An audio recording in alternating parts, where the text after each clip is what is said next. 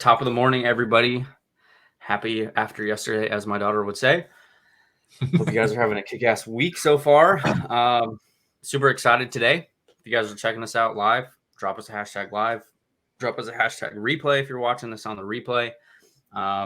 Finger punch that little heart. Get this video out to as many people as we can in our communities or in Claire and Karen's community. As you guys will see, we're live in her group as well. So we promise we're not some strangers. They did invite us, or we did invite them. So we got some folks coming on. So quick question. How many of you feel like you are an extrovert? Put that down in the comments. And then on this side, how many of y'all feel like you are an introvert? Because I know that's a big thing. We were just chatting to Claire and Karen about that. And they bring this really cool ass energy because each one of them are one or the other, right? So we got intro, we got extro. I'm a bit of both. Sometimes I like people, sometimes I don't. You can blame the world. But these two ladies, they have absolutely come on the game of online space and just been taking names. They've been helping a shit ton of people. And they've got this other really cool thing that they help folks do is build targeted audiences. So you guys don't have to have a big audience in order to do really well and make a full-time income. I know a lot of folks will tell you need to have a big audience. It's simply not the case. We'll help folks build targeted and big audiences all the same, but they've really dialed this stuff down to a science from a content perspective, and they close big deals. So without further ado, please do us a favor and help us welcome Claire and Karen to this awesome little thing that we're going to run for you guys today, because this is going to be their show. Y'all can ask them all the questions that you want. Go jump in their groups, their communities, check them out. But here are these two awesome humans. Wow, that was quite an intro. Thank you. Thank you. Absolutely. I love the way you were like, when you realised that you was in our group and we weren't here. That was like really funny. There will be some people that are watching from our groups too that can go and join y'all that aren't in there. So I want people to be clear on that too. So, well, thanks for having us. Hell yeah. I'm just having a look at the comments. So, wow, hi guys. Lots of extroverts, introverts. Cool. Excellent. I don't really necessarily know what I am. I couldn't tell you. You might be an introvert with no, an extroverted introvert. That's what I am as well. Yeah. So the base is introvert, but then you get some extroverted pieces in you. Yeah, and I'm a bit like you, Flip. Like I've always been extrovert, but in my old age, not saying that you're old, I'm now I'm an extrovert online and more introvert offline due to people. So yeah, I resonate that way. That makes sense. I love it. Thank you so much for having us. Since we're in a couple of different areas, their group, our group, there are some folks that don't that may not be in y'all's worlds or know who y'all are. So if you guys could do us the honor of giving us a little bit of backstory, letting us know, what you used to do versus what you do now, and kind of how that came to be. Okay, so I'll go first. So before we hit lockdown, before COVID, I had my own clinic, aesthetics clinic. So I used to do like fat freeze, non-surgical facelifts, all that kind of stuff. So so lockdown hit and we were home, and I realized how much that I actually didn't own a clinic, that clinic actually owned my ass. I literally, they say, oh, have your own business, it's brilliant, you've got no boss. When you have an offline business, like you're the face of it. You've got to be there. Like it owns your ass, not the other way around. So, and I'm a solo mum. I've got twins. So I'd had my clinic for over 10 years. I was a solo parent, the protector, the provider. And I missed out on a lot of time. I was always on autopilot. You know, I wasn't there at like Christmas shows and things like that. So my friends used to step in and show me videos on their phone and stuff like that. So when we got into lockdown, I was like, damn, I've got all this free time and I literally had no responsibility apart from to go to the supermarket and put a mask on. It was like brilliant. So I decided that I ain't going back. I'm not opening that clinic.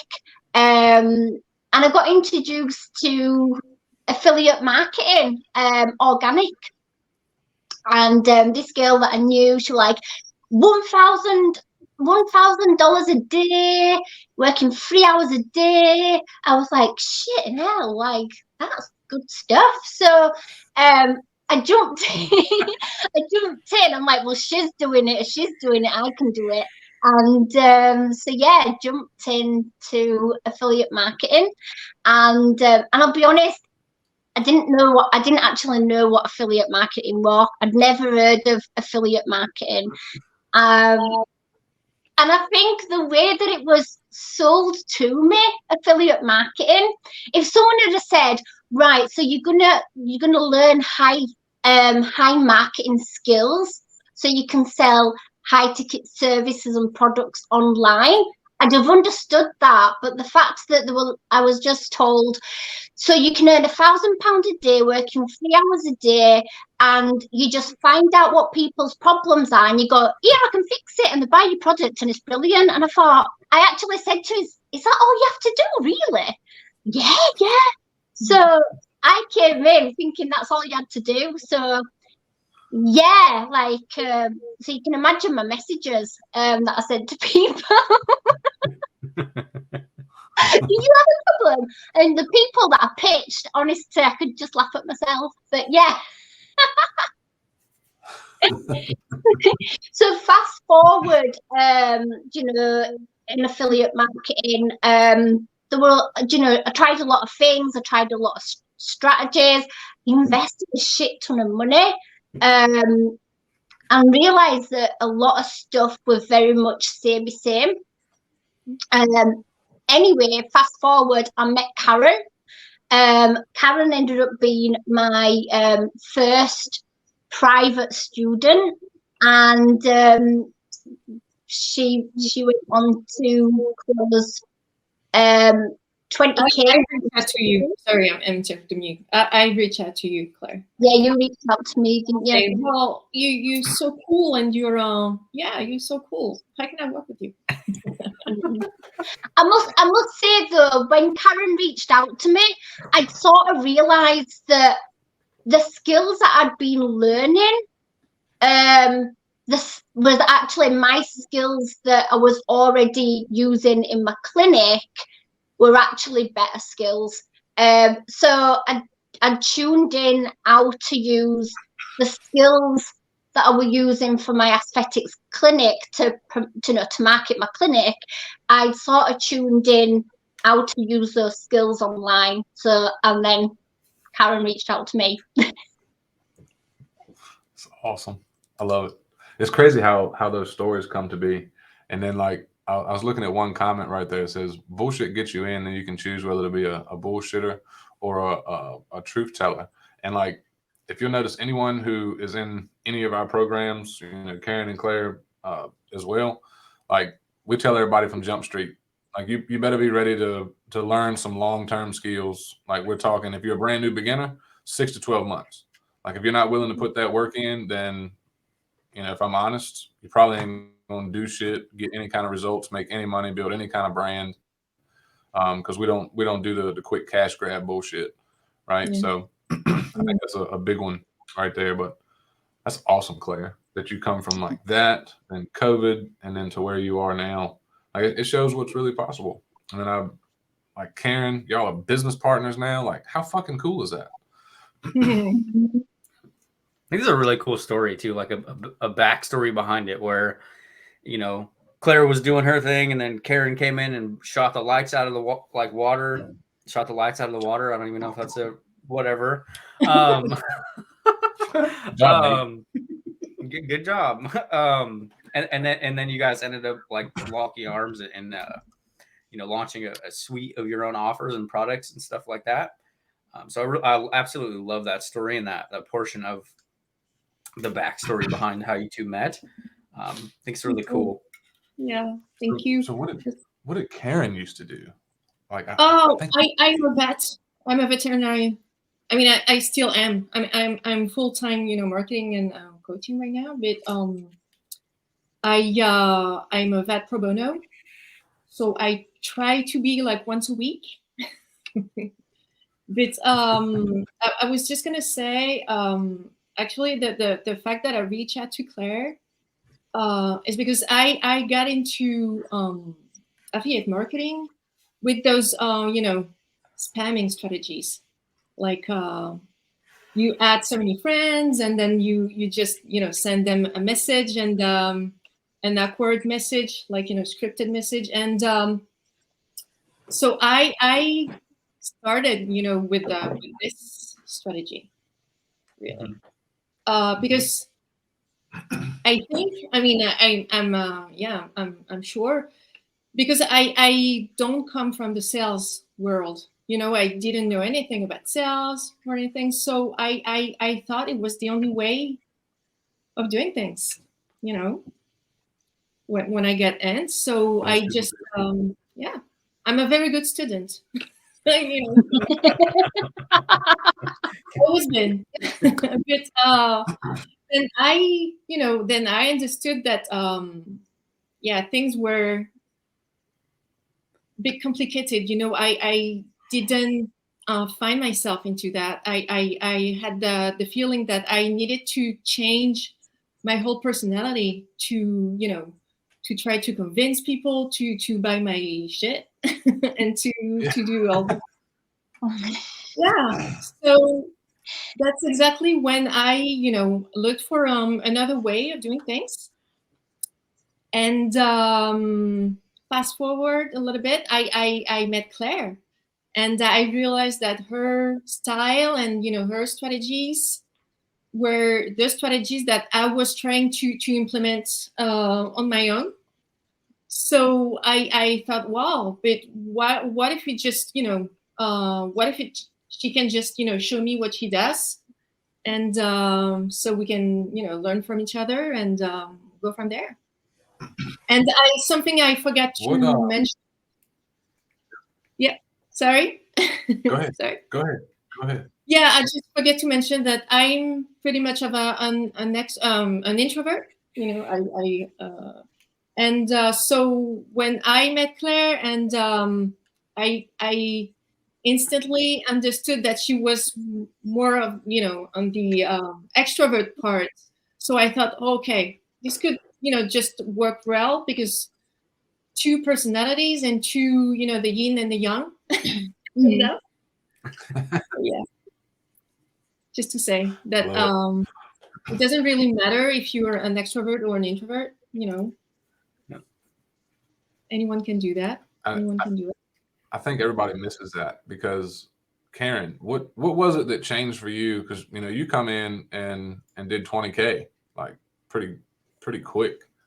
Yeah. Like, if you could kind of tell us what it was that changed for you that allowed you to hit that 20K pretty quick. The confidence in my strategy and the energy that goes beyond that, because with the strategies, spamming strategies and everything that I was using before, I was making sales, but it was always I'm gonna say that, like, forced, because I would try to convince people and everything, and it felt off. So it wasn't me,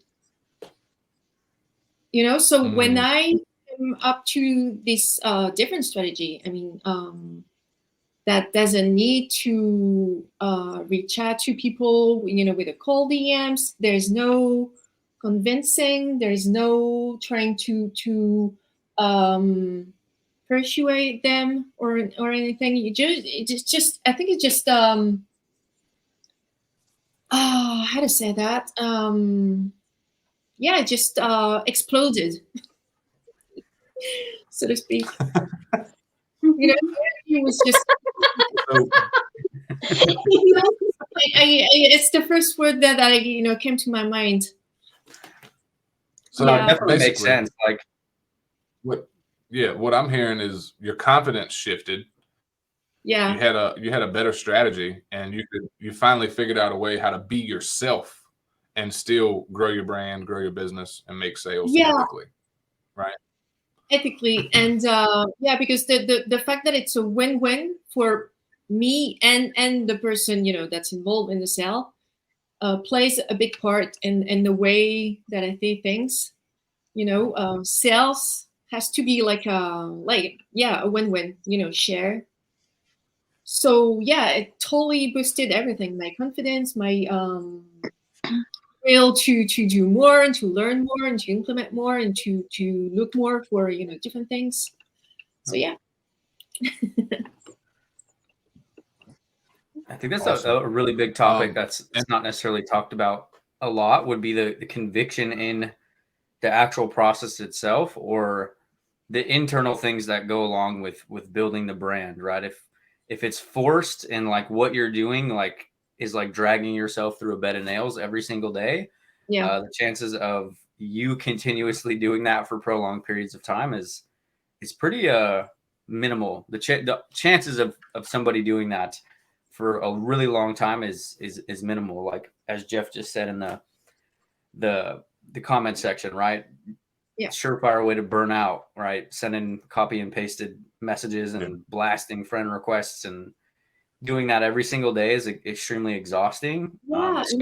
Especially when people aren't responsive to it, right? When it's like, it's one thing if you're putting in all these efforts and you're getting reciprocity back and people are like, oh yeah, dude, I would love to have a chat. But the majority of the time, for those of you that know, it's like, no, I'm going to block you.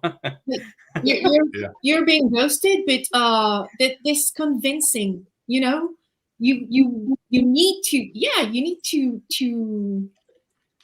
convince to lie a little bit, to people. Yeah, but that's what it is. It's like do you know when when I first got started and it was 1K days working 3 hours a day, the strategies that I was following I couldn't fit in 3 hours. Not a chance. But I would go to the course creator, and I thought it was my fault. I was like, I can't do this in 3 hours. I'm really slow. I actually thought that it was me, like there was something up with me. But everyone else was saying 1K in 3 days. I'm thinking, shit, how are they doing that? And I'm taking like 8 hours. And it was one day we're talking to one of the girls on the same program, and I'm like, I can't fit this in 3 hours. How are you doing it? She's like, no, I'm not either. And it worked. So the thing is, it's like, it's not, in a way, it's not your fault what you're saying, because like I believed it was my fault and everybody else was working 3 hours a day, getting 1K days. So I was lying, but I thought that I was slower than everyone else, and everyone else were telling the truth. Does that make sense? Yeah. And I was sold on the 1 or 2 hours a day max. So yeah. And here's what I think most people, let's say not most people, I'll say a lot of the newer marketers and even some of the seasoned ones too, like that's one of their angles. It's like, oh, just do this shit 2 hours a day. But they completely forget to tell you, hey, it's going to take you a couple months to get to the point where you can have a 1, 2, 3, or 4 hour workday. yes. Right? That's where they're not telling you the shit. And this is where all four of us come in, is we want to teach folks Like, how do you lay the brick? How do you lay the foundations? Right? How do you get your walls up to support the lifestyle and business that you want to build? Right? Because if you skip the foundation part and don't learn the basics and fundamentals, like you're not going to be out here working 1 to 2 hours, right? It's just not going to happen. Like, I don't care what business model it is that you're doing. I don't give a shit. That 1 to 2 hours a day is pretty much bullshit, right? Until you get to a certain point. Yeah. You've got to learn them skills, and you've got to implement them skills. Like, you need to know, like, who are the actual people that you can help, because then when you can zone into that, you don't need to be adding so many people. I mean, I think when I started, it was add 25 people a day. I think it's now up to like 60 people a day. So how people are coping with that, I do not know. But that's a big sign that if you're adding that many people a day, you sort of hoping that those people are going to be one of them or two of them out of that bunch are going to be a good fit. And for me, it's like, if you know exactly who you can help and who you can help get a result the best, and then you can demonstrate that in your content and your message so that they can identify themselves, that you can help them. So they read their content and it clicks, like, that's me. She's in my head. He's in my head. Yeah. Reading my mind. How did you know? Yeah. Yeah, that's the pre-selling. Pre-selling content. Yeah, I was spending like literally an hour. Yeah, and just finding people and all people. Yeah. Oops. I was just gonna say, make sure y'all are dropping your questions in the comments for Claire and Karen, because like they're open books and willing to answer any questions that you got. So if it's something specific you want to know about, about online business, about content, building an audience, sales, like ask your questions. Like, today is your day to get them answered. So just wanted to share that real quick. I can't see comments, so you'll have to read them to me. I don't know where you're seeing these comments. I can see them for once. I never see them. Yeah.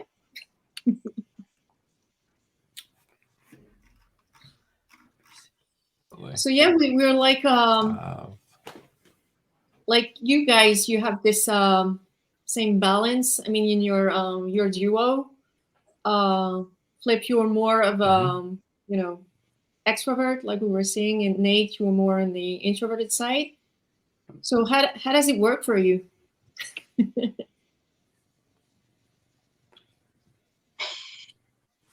For us, yeah, I can't lie, it's pretty awesome how ours works. It's like some days I'm off, some days Nate's off, but every day we get.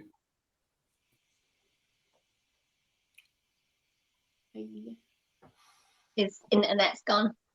Yeah. See, I was waiting for him because I didn't know if he might have a bit of a lag.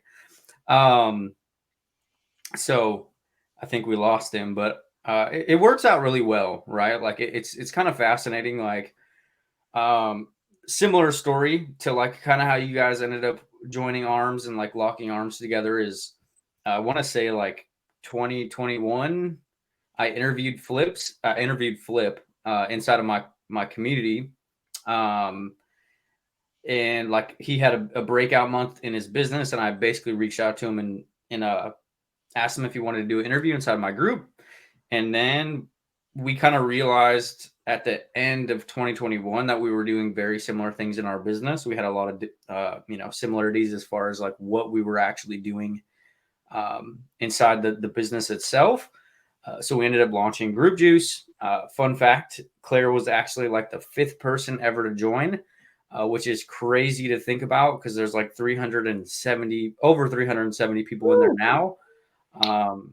So that's really cool, right? Both of these lovely ladies have been in the online game for a long time, right?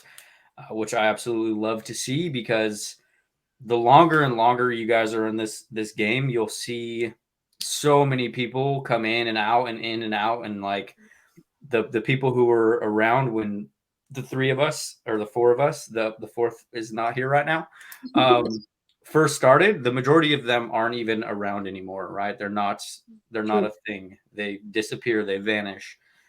This game evolves extremely quickly. Yeah. It's kind of crazy. So it works really well, right? And I think that goes for like any partnership, or if anybody like watching this is thinking about a partnership, make sure that you vibe with the person like really well. You guys have strengths and weaknesses that kind of enhance each other. Otherwise, you guys will like constantly battle each other, right? Like if it's like, hey, I want to run the show here, and then the other person wants to run the show here. It can cause conflictions, right? If you look at a good example of this is if you watch any podcasts or interviews with Alex Hormozy, who talks about his relationship with his wife, where it's like, I do this and she does this. It's not like we both do this, right? As Karen mentions, that yin and yang effect, right? Where you guys kind of complement and really enhance each other's personalities, right? So I know we've talked a bit about like what you guys were doing in the beginning, right? Like what you guys kind of started with, strategies you guys were leveraging. What changed, right? Because I think that's a really powerful thing that we should touch on. And I do see a couple questions dropping in the comments.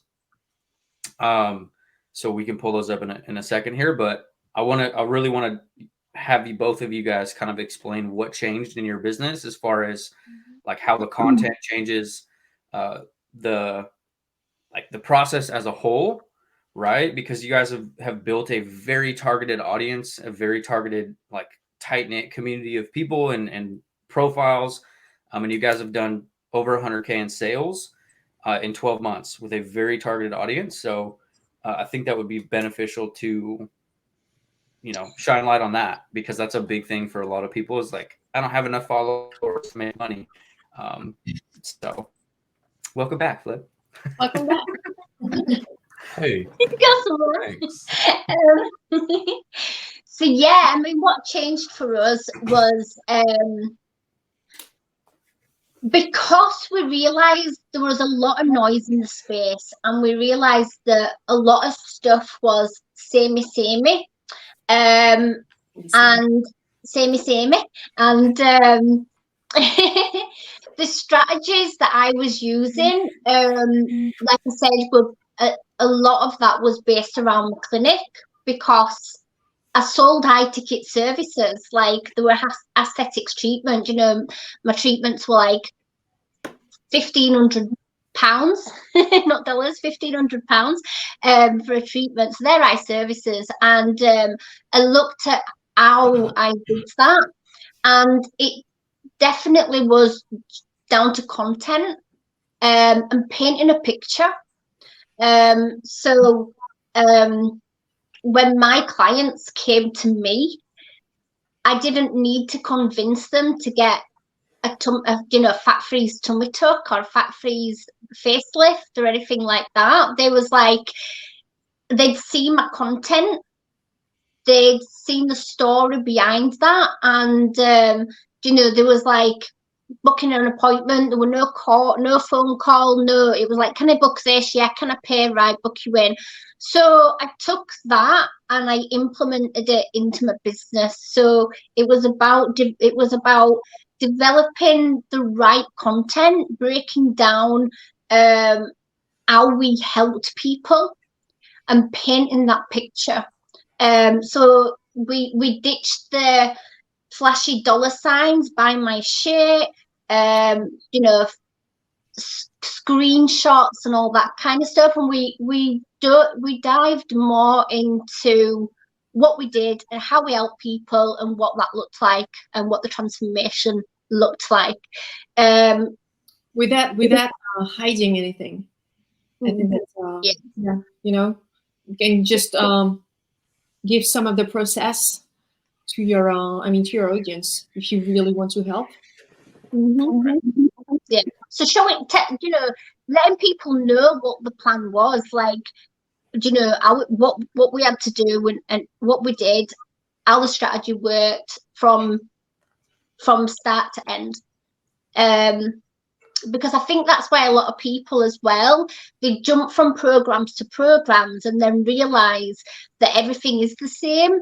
Like, oh, I wanted to, but I've just realized I'm still adding 50 people a day and I'm still cold messaging and spamming, so I think displaying the what the plan is to your audience, so speaking to the people that you help, but also showing them that there's a plan and how they can follow it, and then building those relationships and creating conversations from your content. So your content, it feeds your conversations, your conversations feed your content, your offer, what you have to offer also feeds your content.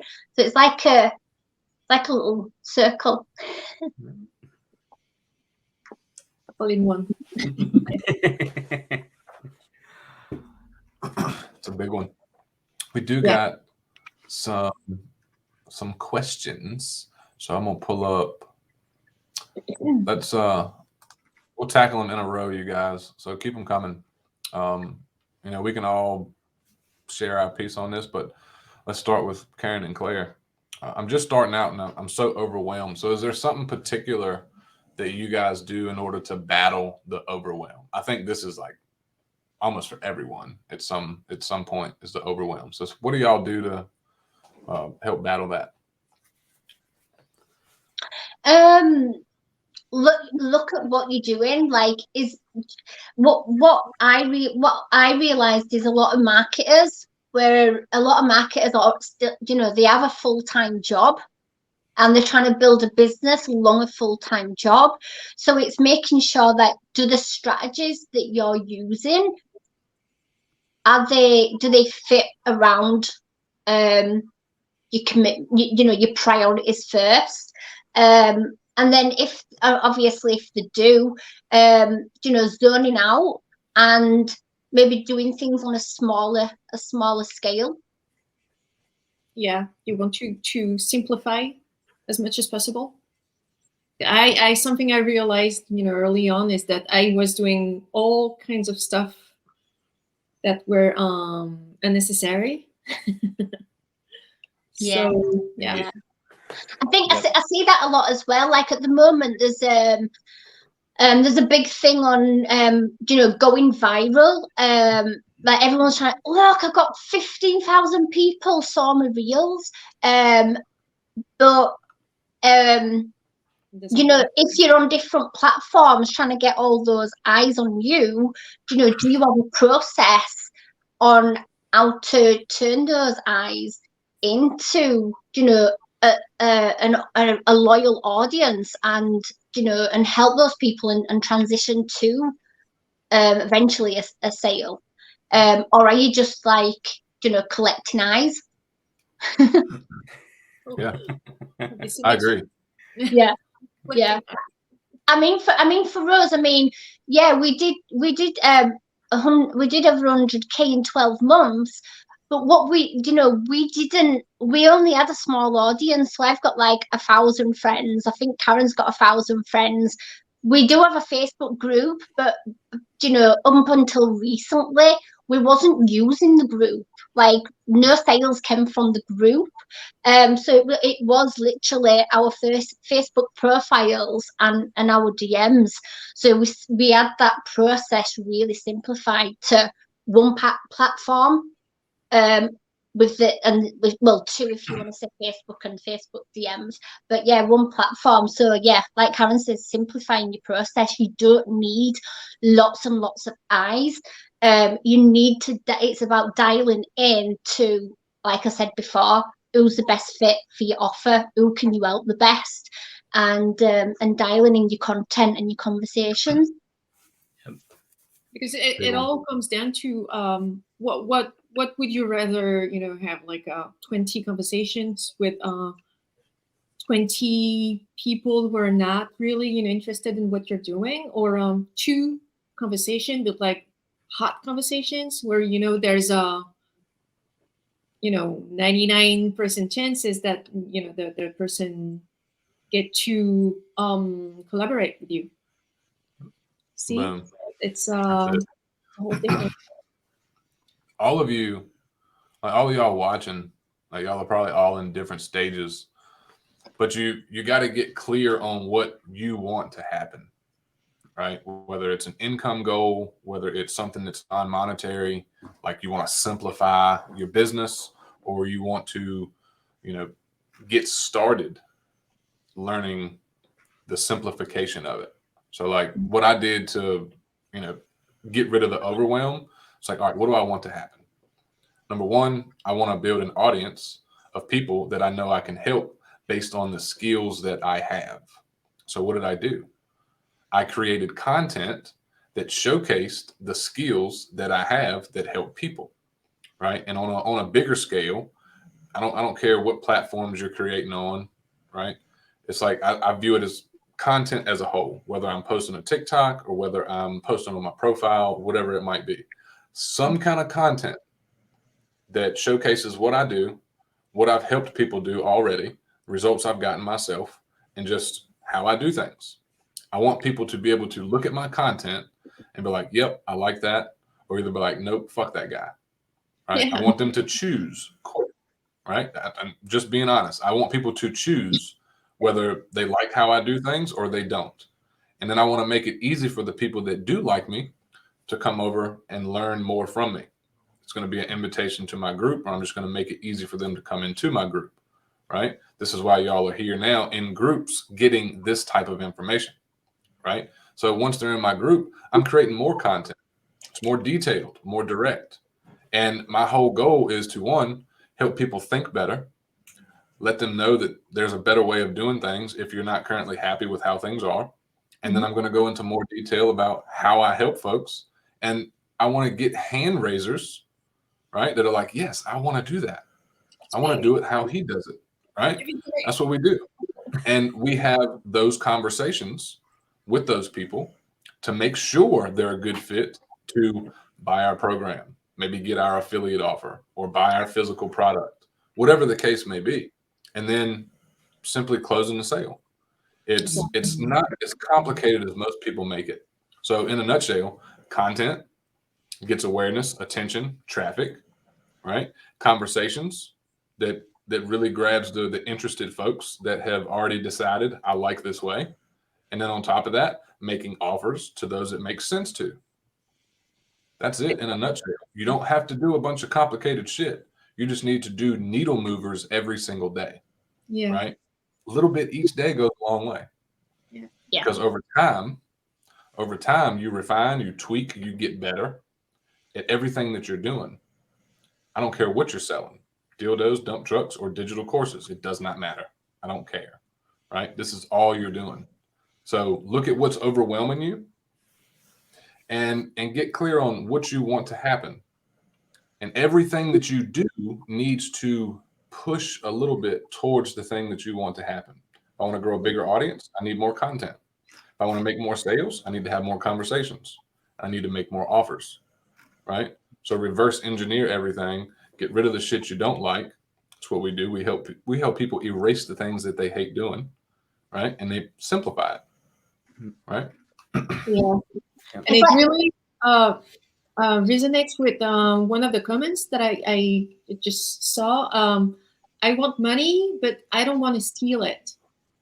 But when your strategy just feels good, you're not stealing money. You're not. You attract the right person, the right people, and it just the sale itself is natural, so to speak. Yeah. So you're not stealing anything. Here's a cool analogy for all of y'all to think about. So whoever that was, it shows up as Facebook user. Don't go rob a bank because that's stealing, right? But I want y'all to think about this. Okay, you got two people, right? They both own an airplane. Person number one has been on 1,000 flights. He has started the airplane. He has flown the airplane. He has moved people from point A to point B.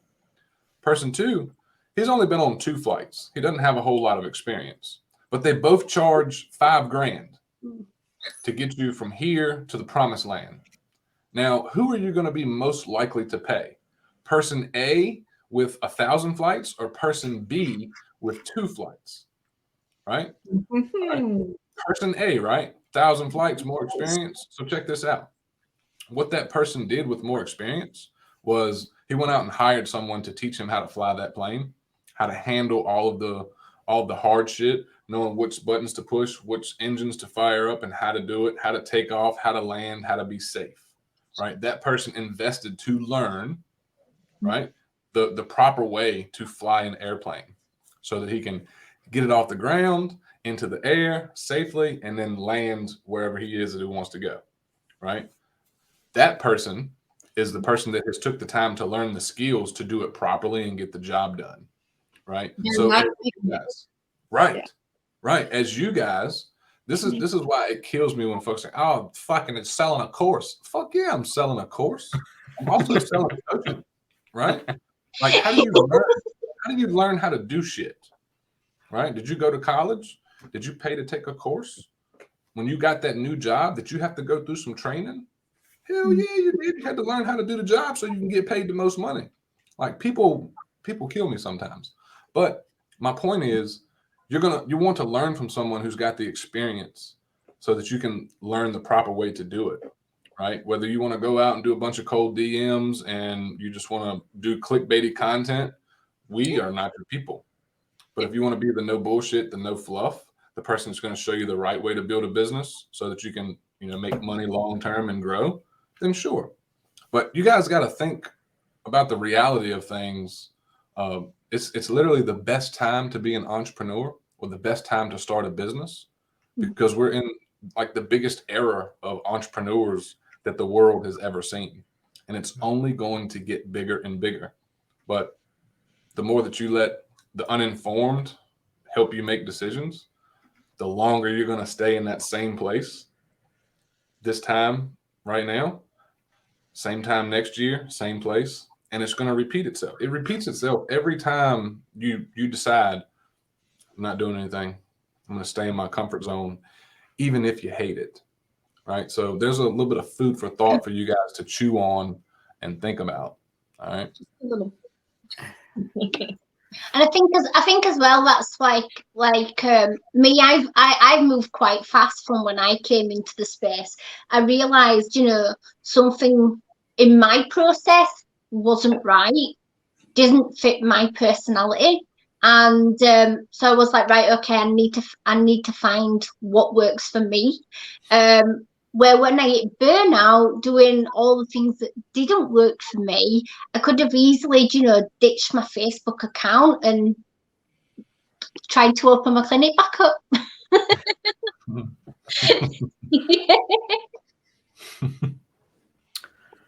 Michelle dropped a question. I can't seem to move my profile friends over to my group. So there's a couple different ways that you guys can effectively do this. I know we do have some people watching us in Group Juice and a couple other communities.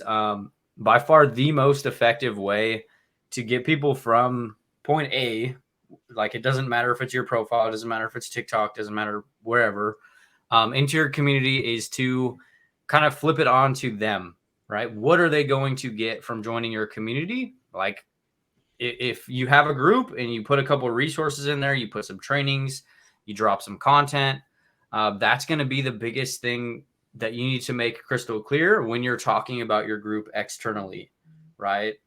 Like, because that's the first thing somebody's going to think of when they come across your content on your profile, they come across the TikTok and you're like, hey, join my group.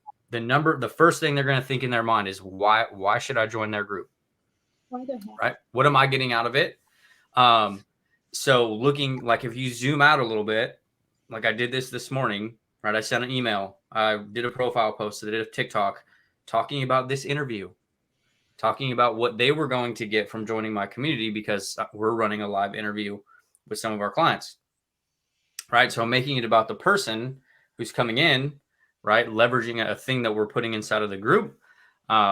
As far as like tactical strategies, if you guys are posting Facebook Reels, make sure you're tagging your group in the comment section of those Reels, and then kind of having a couple lines of like about them, right? Hey, for a training on XYZ that's going to help you do XYZ, right?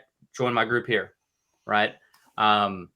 That's probably one of the easiest ways. And I've seen it works really well, especially if you're hammering those Facebook Reels, because they're insane.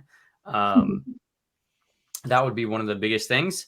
And the paradox with Facebook groups is the more you have in your community, the easier it is to actually grow that group, right? And what I mean by that is, if you're regularly putting stuff inside of your group, you can just go external and you can start talking about what you're doing inside of your group, and it's going to cause curiosity, right? If you, even a written piece of content, if you break down one thing and then you go onto your profile, you go onto a Facebook Reel or a Facebook story, and you're like, hey, I just dropped a post breaking down XYZ.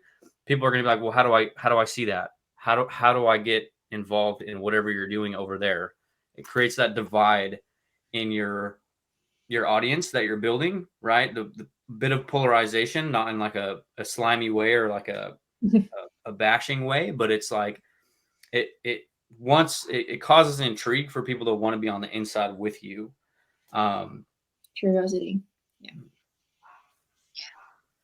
And I think again that comes back down to content as well, and your messaging that you're putting out. People, people want to know what they're going to gain from your group. So when you can demonstrate that on your profile, it's a lot easier to get people into your pool party, should we say? So yeah, I mean, myself and Karen, like I said, we didn't really use a group. We just used our profile. But down to content, it meant that we realised that we eliminated sales calls, which, someone will say, I can't see who comments are from, but whoever was saying about feeling overwhelmed, that saved us a lot of hours of jumping on calls, and not really, because when you're jumping on a call, you don't really know what the outcome is at the end. And they say detach yourself from the sale, but for me, when I was booking in sales calls, it was really hard to detach myself from the sale, because it was frigging an hour's call each call. So it's like you want something to happen for an hour each time, don't you? Yeah. Yeah, with getting really specific, so going from general to specific with our content, it eliminated sale calls. So we've not done a sale call for like a year. And when your content's really specific, you see, when people before people add you as a friend or accept your friend request, they've already looked at your content. So if they don't see anything that they vibe with, or that something for them, they're less likely to accept you or add you as a friend. When you can dial into your content and get really specific, really good things happen. Like, I've had it, I can count on two hands where I've had someone go, send me a friend request, and I've accepted them, and they've gone through my content, and a heart and a heart and a heart and a heart, and then jumped into my DMs and said, I love your content. It's so different. Can you show me how to do that, or can I work with you? And when that happens, I mean, I'm not saying that that's like it happens all the time. I'm not going to lie to you, but it does happen. It can happen a few times, and it's really nice. It means that the message that you're putting out and how you demonstrate that you help people, that you're doing a good job of it. Boom. I had to move downstairs, guys, closer to my router. So we're gonna see. We're gonna I love how see. you say route. We say router. You say router. Yeah, I say router. The router. Router. Accent. I love it. So we got a question for Karen. Have you ever had the experience of buying a high ticket product yourself that did not work out, and why? It's kind of a loaded question, but let's answer it. I did. I did. I at the time. Can you hear me well? Yeah. Mhm. Okay. Yep. At the time, I was in shiny object syndrome phase, you know, and I think I get involved in in a high ticket, and only to realize that the strategy did not fit at all, you know, my personality and what I wanted to do, because I jumped in like too fast. You know, I'm just gonna be totally honest with you. Yep. Yeah, and like I think the biggest thing when it comes to, right, like I'm a big advocate on investments, right? Like Flip and myself, even to this day, we're always buying. Like if we told you guys the amount of money publicly that we spend on courses and coaching and stuff, you guys would probably want to vomit. We're always trying to level up our skill set. But if I zoom out a little bit and look back early in my business, I think the biggest thing for me was buying things with the false expectations and unrealistic expectations of things. So even if something that I bought in the beginning had the best information in the world, it's like I never applied it long enough to even yield any type of substantial results. Right. And that's not to say I haven't made bad investments. I haven't bought a lot of things that I particularly wish I wouldn't have bought.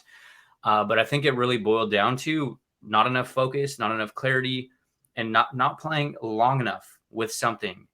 Right. Exactly.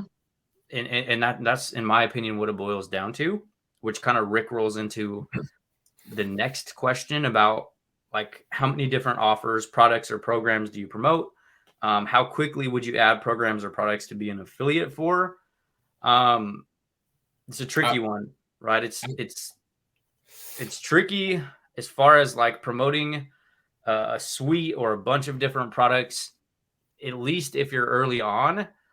And the reason I mention this is because you don't want to like cannibalize your audience. You don't want to cannibalize your own sales. And what I mean by that is like if you have this thing today that is the best thing in the world that's going to help somebody do all these different things in their business, and then tomorrow you have something that does the exact same thing, but that's the best thing as well, it's going to cause massive confusion in your audience. So I think it's not going to hurt if you start adding different offers or different affiliate products to promote, but they need to complement each other, right? So it can't be like I'm selling you the holy grail of high ticket affiliate marketing today, and then tomorrow I'm selling you the holy grail of high ticket affiliate marketing. That's a different product, because that's your audience is going to be like, well, what the hell? Yesterday you said it was this, and now today you said it was this, versus like, and this is a disconnect a lot of people have with the last 12 months with Flip and myself, because we've launched like over a dozen different products. But on a deeper level, they all solve very specific problems and they work together. It's not like one day we're like, hey, don't take this thing because it's irrelevant and buy our new thing. It's like they work together, right? Nate, can I add something? Yep. I just want to simply add my perspective on this, because it might be something that you guys haven't heard. Someone's calling. Yeah, it's here. This will kind of go back to what I mentioned earlier. We're seeing a lot of folks that have been sold to certain things, and then once they get inside, they realize it doesn't align, because the content that's marketing and selling it does not match what is inside of the program. That is probably the fucking sucks when that happens. This is why you'll see us, we'll let you see what's inside of our shit. You know, there's a video inside of our groups right now that shows you the inside of everything, right? Every module, everything, every pillar of it. And we do that because we want folks to see what's inside, what they're going to learn, and the outcome of it before they ever make a buying decision. So if you're in something like right now and you get that feeling like it doesn't align with you and it makes you feel like shit or spammy or just doesn't match like your energy or your personality, you need to fucking change that, right? If you've been implementing something and it's not working and you just don't feel good about it, don't keep fucking doing it hoping for a home run. Because if it doesn't align with your principles and your personality, you are going to stay stuck even longer, right? And then everything else that Nate says, I absolutely agree with. Like, you'll get to a certain point where it's time to level up or you want to fill a different gap. You know, you have a certain problem in your business, because here's something that never changes. I don't care how many investments you make. There's always going to be that internal thing where you want more and you want to learn something new and you want to keep growing. Like me and Nate, we're addicted to growing, not just from a business perspective, but as a person. You know, I come from blue collar plant worker, right? And the way that I thought then is completely 100,000% different to how I think now, right? I used to think you had to work the overtime. If you were a man and you weren't working 40 hours overtime every week, you fucking sucked and weren't doing life right. And now the way that I view it is if you're working overtime and you still can't get ahead, then you need to change something, because you're missing all of the important things just to pay the bills, right? I haven't missed a single day with my wife and my daughters for almost 3 years now because of the decisions I made to invest and learn the skills that I learned and know today, right? So keep that shit in mind. I'll just back you up that. Basically, if you're looking at investing into something as well, ask questions. Do you know, if there's things that you don't, if there's things that you don't like doing, for example, if you don't want to, you know, do cold DMs, direct sales, you know, sales calls. Trying to collect as many leads as possible. Whatever it is that you don't like, if you ask what their plan is, and what the, you know, what the strategies are, that, you know, people can tell you the plan without telling you, you know, exactly how to do it, so that you know that it's a good fit for you. So I always say to people, ask better questions. Ask, how do you close a sale? Like, are you on sale calls? Sale calls. I'm doing a Nate now. You know, do you close your sale calls, or is it DMs? Do you concentrate on videos? Anything, whatever you want to ask those questions. Yeah, that's exactly why, you know, the question that I had, why those programs that I bought did not work, is because I was too fast and I didn't ask the right questions. Right. So, yeah. That's another one. And one more big thing on that is I was the same way. I invested about 40 grand and didn't make shit, right? Like, I invested that much into a bunch of stuff over a 3-year period.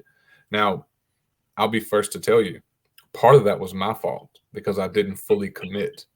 Exactly what Nate said. I was buying shit just because of what it said, and then I wasn't implementing the shit long enough. So it's partly my fault, and then partly once I got inside, it didn't align with the shit that I wanted to do. And I'm going to skip down this once just to address this quick question. Except if you are broke, then you have to figure out the situation on a different level. Yes, you'll have to figure it out on a different level, but if you're broke, it's by choice. Harsh reality, because when I invested $1,500 in 2020, I didn't have the money. but because I wanted it that bad and I wanted to make shit happen, because just to give you a prerequisite, I had been fired for about 8 months at this point. I didn't have any money, right? I did not have it. We were barely paying the bills. I didn't have any money. I was broke, but it was a choice. So what did I do? I became resourceful. I sold my fucking lawnmower, and then I committed to the next 6 months of going through the program, implementing it, and then I hit my first $20,000 month. So, harsh truth, you can get mad at me, whoever. I don't really care, because you need to hear it. If you're broke, it's by choice. There's too much opportunity out here. It's too many things on the internet. If you need to start for free, you need to become more resourceful and stop making excuses, right? So there's my piece on that. Love me or hate me. Either way, it's all good. I also think as well, if you have to sell your lawnmower, Flip, it made you a lot more determined that you were going to make this freaking work. Like, if you'd have been absolutely loaded and $1,500 want nothing to you, you might not have been that asked. Right, you're right. You're 100% right. And any man who has that relationship with their lawnmower like I do, it took a lot. It took a whole lot to sell it. I'm gonna tell you that right now. Because you have to make it work. You don't have the choice yet. Yes. You don't just want to make it work. It needs to. So, yeah. Totally agree on that.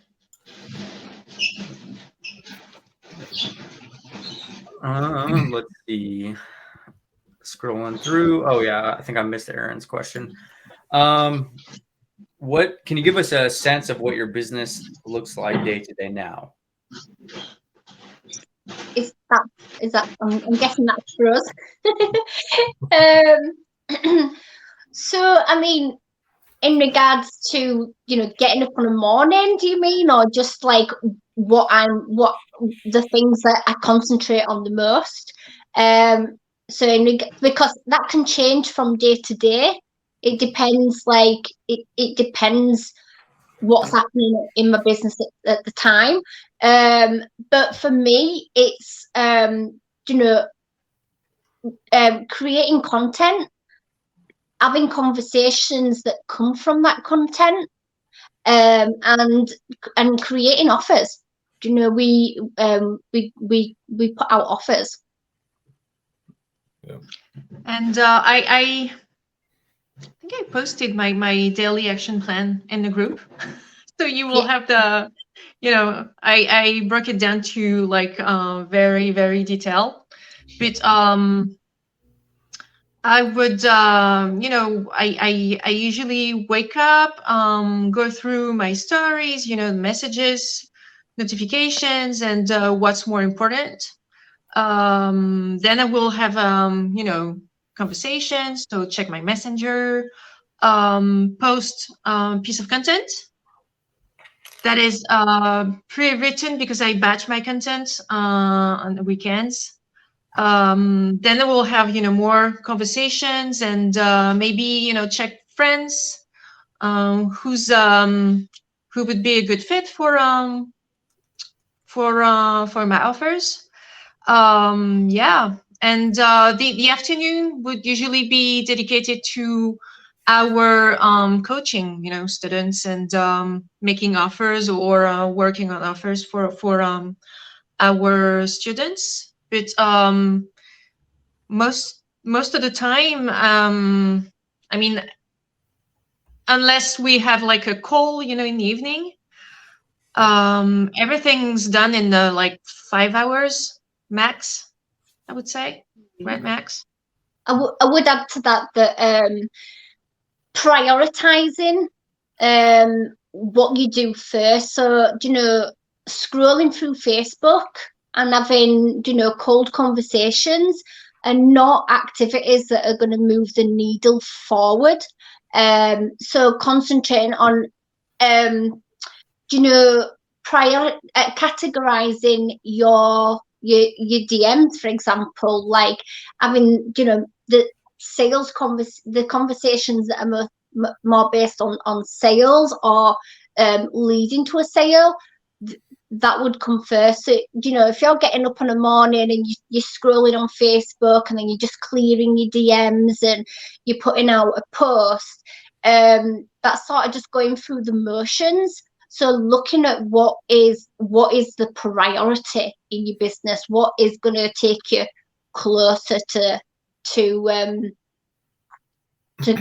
getting a result, to getting results in your business. Yeah. In a nutshell, like what mine looks like, probably Nate's too, but he can add in. What mine looks like, some kind of content, and my conversations never stop. I'm just posting some kind of content so that I can create awareness and give folks the option to see me, choose to like me or not, and make it easy for them to come into my world at a deeper level. And then if I don't post content for one, a day for some whatever reason, my conversations never stop. I'm always talking to someone in Messenger or through email or whatever it might be. Those are the biggest needle movers: content, conversations, right? Because through content you get more eyeballs, you get more people. Through conversations you get to know them, they get to see how you are, what you have to offer, and it produces more opportunity to present offers when the time is right. So always moving the needle along: content, conversations, making offers where it's a good fit and makes sense. Yeah. And to just to add to that, with conversations, your content makes conversations a lot easier. I do know, I spoke to a few people who really struggle to have those conversations in DMs. But when you're putting out content and it's more specific rather than general, your conversations in your DMs become so much easier that you don't feel like, if you're having a business conversation, it don't feel like you're not pitching. You don't feel like you got like, oh, what can I say now? I don't want to say it wrong thing. You don't have that feeling. So I've just thought that's important. Like, it does make your conversation so much easier and so much natural and yourself. Yeah. You don't need a script anymore. There you go. Let's see. We're trying to hit these as quick as possible, you guys. Here's this one. So what are they going to get as they join your group? Should we revert to the course and give examples of what it provides, etc.? Depends what course you're inside of, what you're doing. The thing to think about with growing a community of your own is it's your community, it's your group, it's your ecosystem that you're building. So you got to start filling it with some type of valuable content, which I know sounds very intimidating if you're just starting out. So a way to flip that on its head is documentation of your process, right? Talking about things you're learning, strategies you're picking up inside the courses you're taking, and the mentorship programs you're involved in. Start bringing all of that to light inside of your content, or dropping takeaways from things that you're watching, things that you're doing, right? Because it's going to be valuable for your audience that are coming into your group, right? Because the biggest thing to remember is like people are usually coming into your group for you, right? Like, so, I mean, when it comes to like content, obviously, like we're talking about pre-selling and like shrinking the sales process and being crystal clear inside of your content, but it doesn't always have to be super polished, right? I think the biggest thing to think about when it comes to starting to build your brand and create content as a whole is it's an accumulative game, right? One piece of content isn't going to change your life. It's not going to transform everything in your entire life with one post, right? So it kind of takes the pressure off of what needs to be produced right now, especially if you're early on in the business, right? If you look at a lot of my lives, a lot of my content early in my business, it was horrible, right? If you think that I can barely talk now, go back a couple years. It was bad. So examples of what to provide, like as far as like what you should be putting in your group, look at things that you wish you would have known, right? And this goes for any industry, any niche, whatever you're doing, right? Look at product A that you're selling, right? What does somebody need to know before they feel confident buying that product? Those are everything that you need to get in your group ASAP, because you need to get them up to speed. You need to create some leverage in your community so you can answer some questions at scale.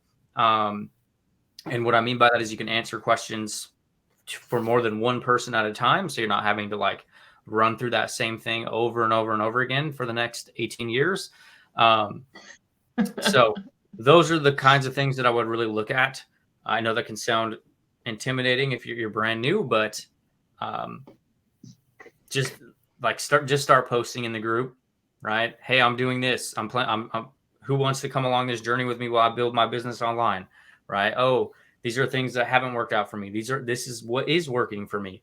And that doesn't have to be a monetary thing. Like, this is how I grew my group by 10 people. This is how I gained 10 followers. This is how I generated 10 conversations. It doesn't, so many different things that you guys could take to your content for your groups. Limitless. Honestly, it is limitless. Definitely. When I first started my group, and this is long before Group Juice was ever even thought about, was I paid attention to the people that were doing really well and how they had, their group structured, and the ones that actually got good information, and it made me feel closer to them and made me want to buy something from them. I paid attention to that. So the biggest thing you can do is exactly what Nate said. Look at what you struggled with in the beginning. Go ahead and handle that. Do you have a question that people ask you every week? Go and answer that. What's the first thing that you were able to do that gave you some confidence? Go and teach other people how to do that. The more you give to people, the more you get. Like, go and give. Exactly. Right? What you would have liked to have, in the first place when you started, what can help them right now. Yes. So, for example, when I first started, I was adding a ton of people. I'd have loved to have understood who my audience were, who the right people were. In our group, we have a breakdown on how to identify those people, and it's something that comes up a lot in our conversations. So we can go, we can just plug them into that training, and it's training it's forever green. It's not going to change. So just things that you can help people to get clarity on within their process.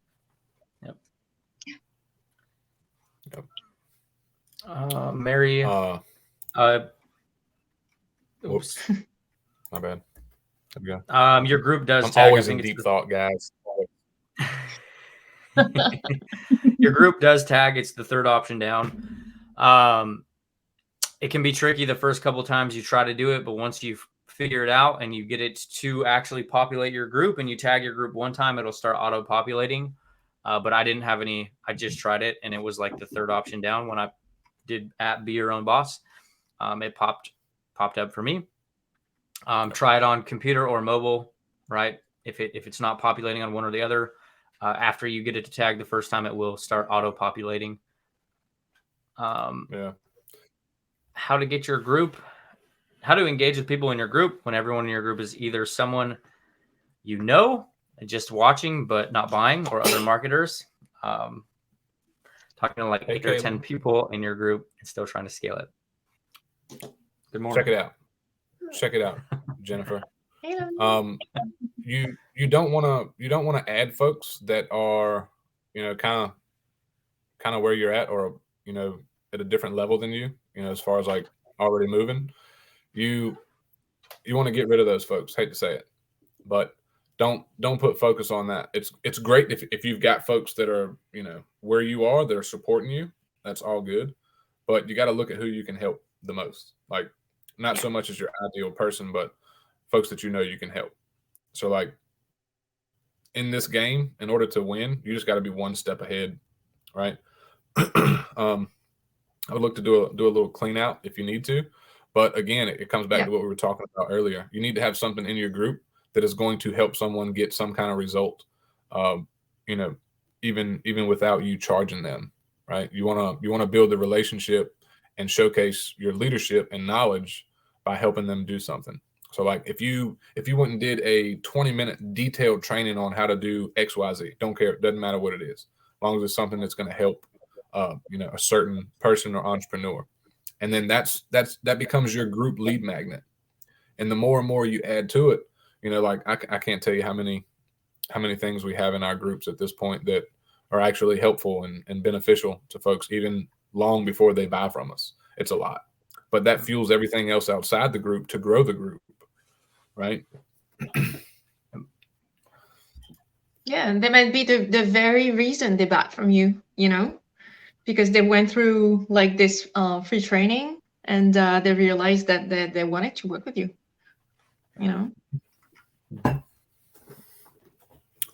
Another one. You guys are dropping some awesome questions. Keep them coming, right? We're here for you guys. So we still got quite a few people on here. So what aspect of the strategy did not fit your personality? Ooh, I could go on for this one, but I'll let Claire and Karen take the floor on this one. So for me, it was the messaging, the qualifying people in DMs without having permission to, which is one of the strategies we was taught. Like, how's your business? I can't even actually remember what the questions are. It's been that long since I've used them. But yeah, the whole qualifying people in DMs without being asked and just trying to get it trying to drive it to a sale. For me, that didn't fit me well. I felt like it took the spark out of me, the spark of my personality, doing it over and over and over again. So yeah, that's I was shocking in Messenger. I really was like, oh bad. So yeah, I didn't like the old Messenger process, and that's why I love the content, because you don't need to be good at closing sales if you write content. Yeah. For me, it was the convincing aspect of it. It just didn't feel right to try to convince anyone of anything, because when your product just is the perfect fit for someone, you shouldn't be you shouldn't have to convince them. But at first, because I didn't come from a sales background, I really thought that it was the only way to do it. So I did that for a while, and so I was asking those kind of questions. But if you don't go through your issues right now, I mean, aka if you don't buy my program right now, what do you think? How do you think you're going to feel like in 6 months from now? Because it's just going to be worse. And I'm not this person in life. I'm a pretty cool and kind person. So it just did not feel right to do that.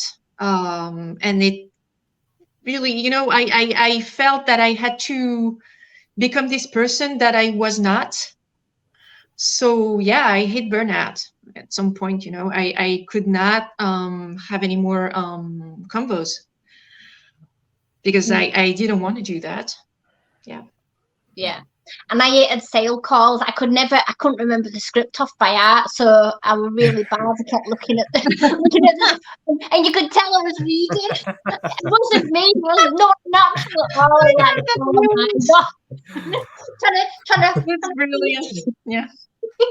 And I think, like, for me, I'll even piggyback a little bit. Is I think it kind of dawned on me. I don't know if I've ever shared this story, but for me, right, it was like, I think it was New Year's. I sold a high ticket product to somebody a few years back, and it made me feel like shit, right? And the reason behind that is because I didn't actually believe that the product I sold them was going to get them results. Because, and I remember saying it to the person, I said, I sold them the thing, and I said, don't worry about XYZ, because I'm running a back end coaching program. Like I'm running this intensive in my world. So as far as like the strategy that didn't resonate with me, it's like it made me feel slimy, right? Talking about like in my content, talking about like quick and cash grabby and remote jobs and side hustles and all this stuff, and promising these people they were going to make a ton of money with minimal to zero work. It just made me feel like shit, right? It like, and that's honestly, even to this day, why I'm very selective and obviously with the level of our clients and success that we've had in the last couple of years, we have to be, because more people look up to us, with the types of products that I'll actually recommend to my audience, because I feel like a lot of them, the message tied to a lot of them will keep a lot of people going in circles, right? And that's not necessarily saying that the information inside could be bad, but it's the message tied to the front, as Flip was saying earlier too, is it's a breeding ground for keeping people stuck, right?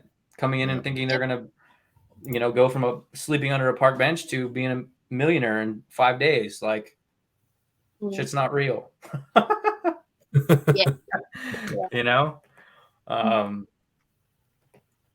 Let's see. I just saw there's two things up here. I wanna be the first to address. This one will hit really quick. Pretty simple. So, would you say when you're growing your community, it's better to shift from consistently posting on your profile, long form, switch to posting in your group, occasionally posting on your profile? I don't post on my profile often, but in the beginning, I did. In the beginning, all I did was post on my profile and talk to folks as I was getting my group going. But the way that you need to view it now is your group. You put the most valuable information in, right? Folks are taking a step to come into your world, right? So you need to have a high level, high value content in your group: trainings, lives, posts, insights, what it's been like in the trenches, challenges, wins, more proof of concept, etc. And how we've been doing it for the last couple of years is, when we do post on our profile, it's to let folks know what's going on, what we've been working on, highlights, client results, just more proof of concept, and still pointing to the group. That's going to be like, I'm not going to say not posting on your profile is going to be good, because the way that things are now, you can post on your profile and get a ton of reach, right? You can feed it with reels, etc. So like, I'm not going to say don't post on your profile, but we just put more emphasis on the group, because we teach folks how to grow and monetize groups, regardless of whatever they want to sell. So obviously, we put more emphasis on that and know a lot about it. But the profile is still a very great place to post content, generate leads, start new relationships, and build on them from there. I think in a perfect world, ideally, eventually you would want to phase out the profile a little less, right? That's like, we're not going to tell Claire and Karen when they come in, like, hey, stop posting on your profile, because that's where all their revenue's coming from. That's where they're making their sales from. Right. But I think there's a huge benefit of building your own community of people, right? Your own tribe, your own culture, your own like even more qualified audience to come into your world, and like the community aspect to it, right? So like you can eventually phase out, like from like you can start stepping away further and further from the profile, right? If you wanted to, right? But then you have to put that energy else into the group. So as Flip kind of mentioned, the way that at least our businesses are structured is like there's layers, right? So everything, like that's the entire structure of our entire business, is everything we do outside of our group goes to our group.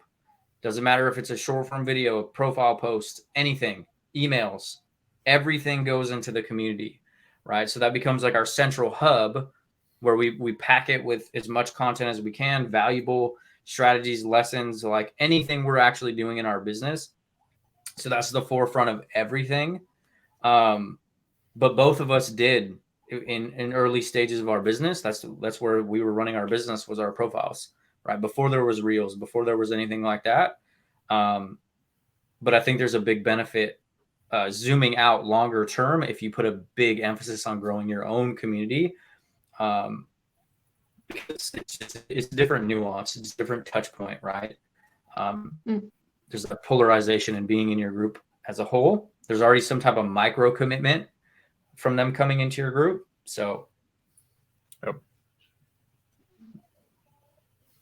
as well, like when when you're using your profile, I mean, we don't hold anything back. We don't gate our content. But when in your group, you can put that into video form. You can put it in a guide.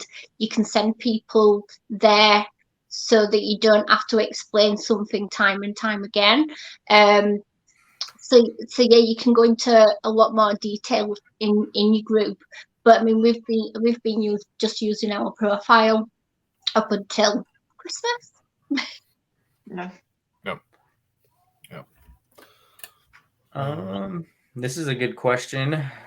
So the purpose of a group is to gather prospective buyers, then turn them out to start a group of their own. Yes and no. Like, the point of your group, the point of building a community of your own is to create culture, create a targeted community of people who follow you because of your stories, your experiences, the lessons you're doing, the things that you're actually like doing in your life and your business. And it's a more intimate touch point than somewhere else. There's more access to you as far as like, a group, whatever your group is. I mean, if you look at like almost everybody in here, I guarantee you're in a bunch of different communities, right? Whether it's like parenting, keto food hacks, make money online, business opportunities, right? The list is probably long. You might be in too many Facebook groups, to be honest. But the point of building a group or imploring people to build communities of their own is it gives people long-term security in their own business, their own personal brand, right? If you have your own culture, your own community of people that are interested in you, it doesn't matter what's going on with me or Flip or Claire and Karen, because that's your group of people. It's your culture, your community of people, right? That follow you, not us. So obviously, yes, you can start selling products out of your communities. You can start monetizing that community. But, we have, that's our entire focus is community, right? Everybody wants to be a part of something, right? Everybody wants to be involved in something, right? So, yeah. Another way to look at it is like, ask yourself, why did you buy or build your own house? Like, why not just live with a bunch of other people?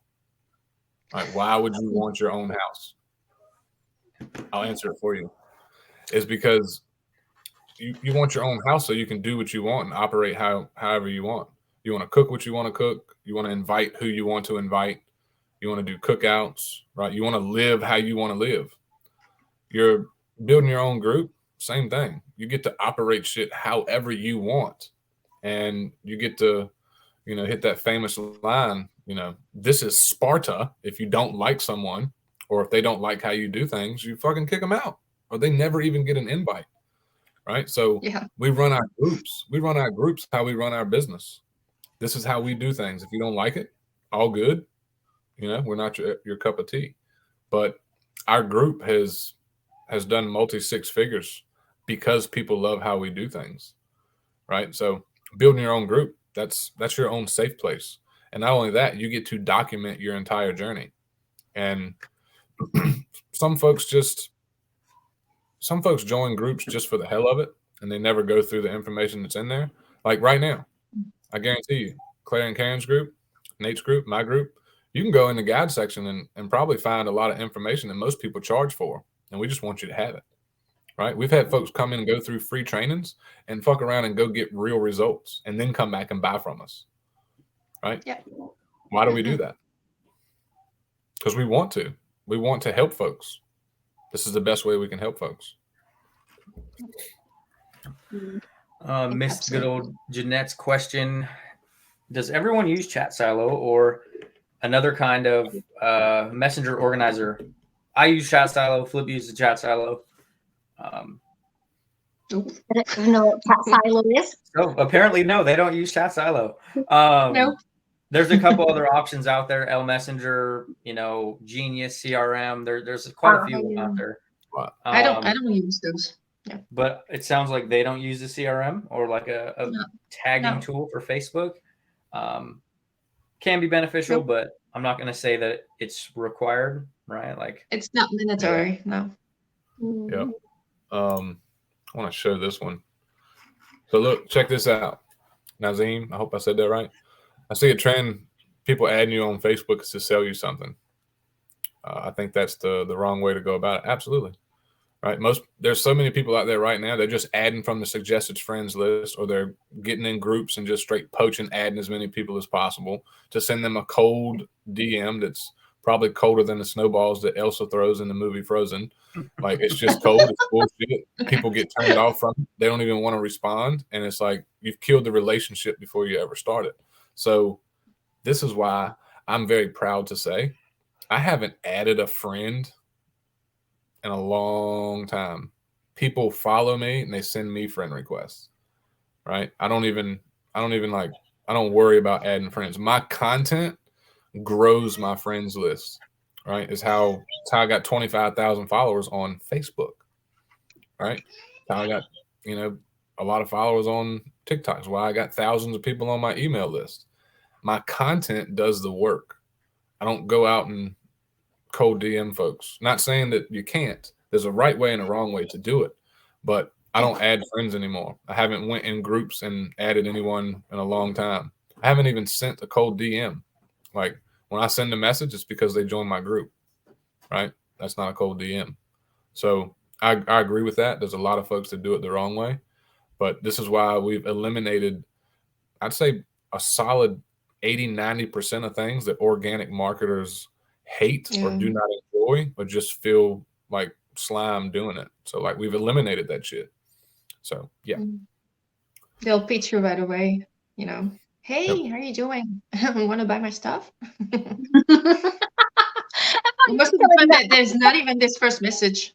Like, hey, want to buy my stuff? If you're interested. I thought you were talking to Nazim and saying, I like your picture, by the way, and then I realised you were doing reenacting. Yeah. My favorite's when when you get messages that are like, they just automatically assume that you're like struggling and they're like, you're ready to buy. It's like, dude, have you not looked at any of, like, obviously you haven't looked at any content on the profile. Like, no. I need to redo my cover photo. I got a message the other day and like, dude was consistent. He hit me up like 4 times and I just kept not responding, but I'd open it so he'd see that I saw it. But dude was like, hey man, I see you're putting out high value content. And, we've been helping people with short form video and, growing their communities. And we'd like to see if we could help you do that. Would that be of interest to you if we could show you how to grow your group and, create short form video content? And when I finally responded, like, I told him, I was like, hey dude, we've been doing short form video for a couple of years now. And like, we have a program solely built around growing and monetizing Facebook groups with high value content. So we've also got this training on how to properly message people. If you might want to check that out. That you would benefit from. Definitely. That's a really good question for Claire and Karen. Since you guys don't use tagging CRM, how do you stay organized in conversations? Back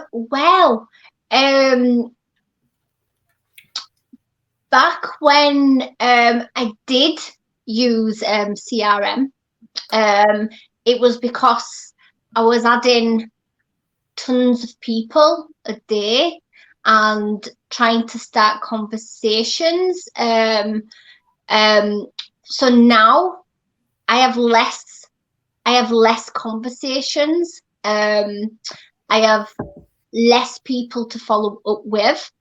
But everything's quality. So I'm not trying to have 50 cold conversations a day where I need to, I need to track them. So for me, yeah, I basically I use my favorites on Facebook. You've got a favorites thing, and I use that to. There's no need, yeah. There's no need for a CRM. I mean, the way we do it, like I don't have like more than maybe 5 or 6 conversations a day. So I don't need CRM for that. Yeah. When we say 5 or 6 conversations, they're quality conversations. Like we're not having, 50 cold conversations that are about the weather and stuff. Yep.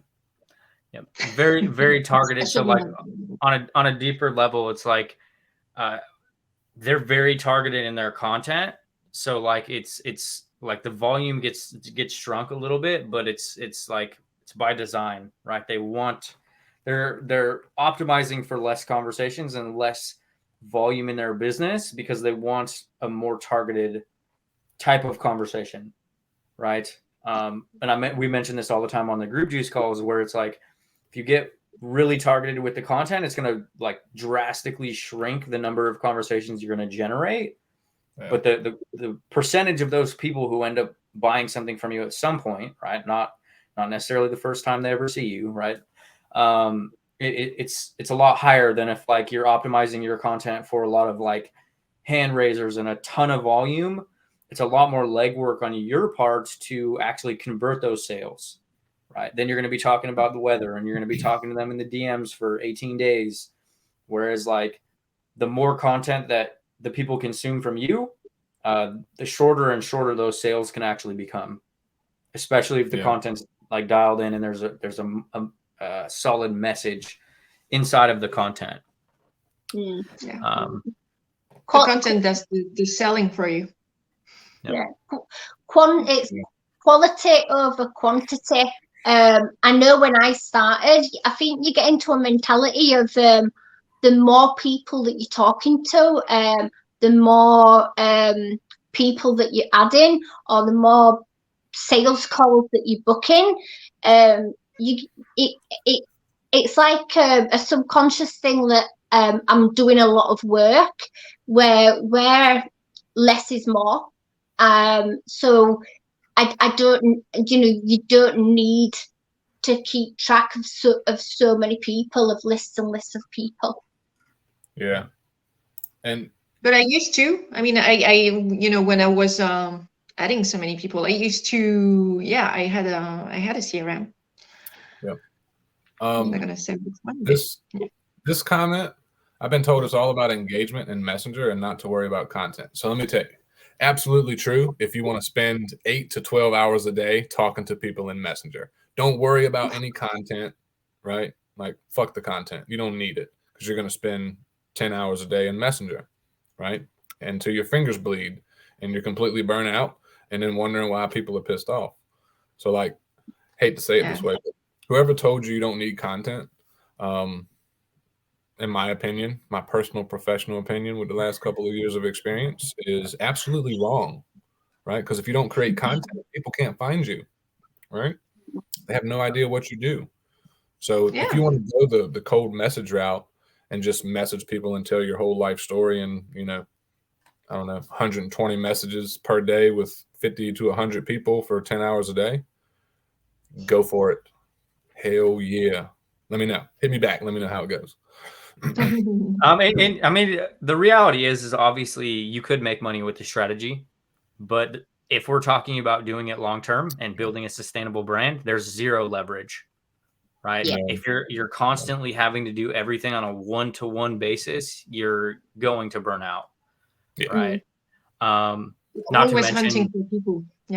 Not to mention platform restrictions where they're going to start shutting you down because you're sending too many messages, and they're like, "Hey, you need to take a chill pill." Like send the same message 87 times. There are folks that do it.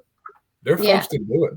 They'll hire, 5 or 6 VAs and be like, hey, go ham, message everybody you can find. And like, sure, it makes money, but like, I wouldn't want to do it that way, to be honest.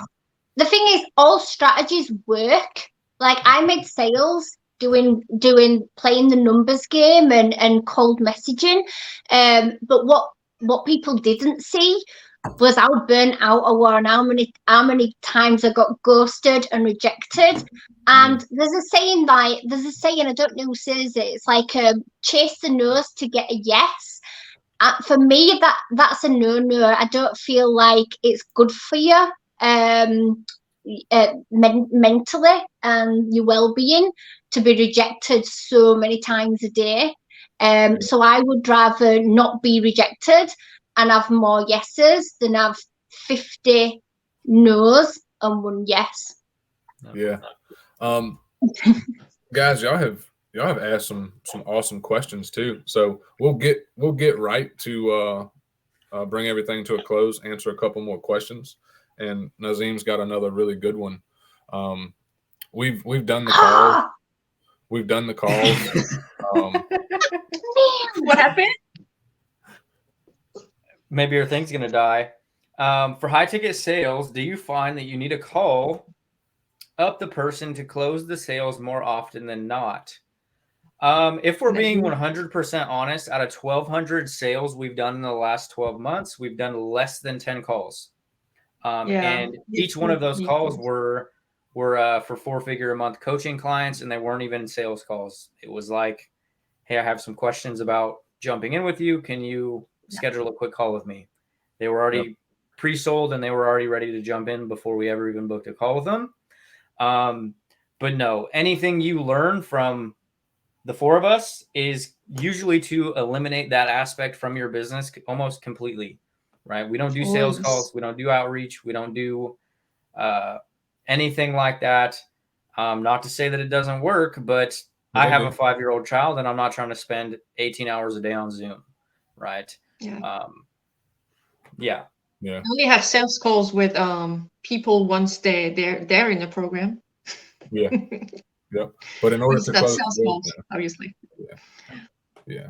Well, like Nate just said, we did the calls for a while. We booked calls to close sales, and it became a breeding ground for people that wanted free information without ever having any intention of buying. Unfortunately. So, not saying everybody does that, but a lot of folks will waste your time and not even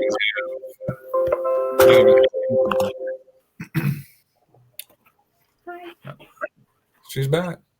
They won't have any to do it. Go ahead, my man. Why do people like ourselves agree to create content instead of? So check this out. Like, let me know in the comments. We still got 20-some folks watching. How often do you get on social media every day? I know I already know the answer, but people are on social media, right? And that's how you can get in front of people. Like, every single person, maybe not every single, 99% of people, they're getting on some kind of social media to scroll, look for dopamine hits, pass time. All of your ideal clients, people that are going to buy from you, are on social media.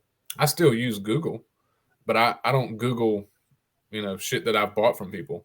Not saying that there's not people out there doing it, because there is, but from my standpoint, I can get in front of the right people much, much quicker without spending money on advertisements, just by creating a presence on social media.